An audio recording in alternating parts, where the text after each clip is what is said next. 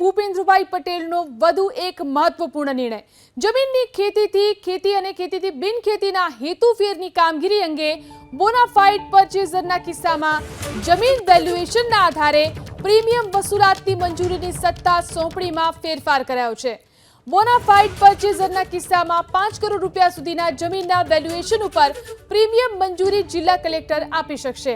રાજ્યમાં પ્રવર્તમાન નિયમ અનુસાર જે જમીનોનું વેલ્યુએશન 50 લાખ રૂપિયાથી વધુ હોય તેવા કિસ્સામાં બોનાફાઇડ પરચેઝરે રાજ્ય કક્ષાએથી ફરજિયાત મંજૂરી લેવી પડે છે।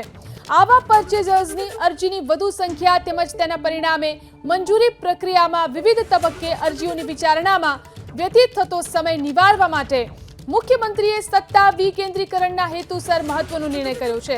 હવે 5 કરોડ રૂપિયા સુધીના જમીનના વેલ્યુએશન ઉપર પ્રીમિયમ વસૂલાતની મંજૂરીની સત્તાઓ જિલ્લા કલેક્ટરને સોંપવામાં આવી છે।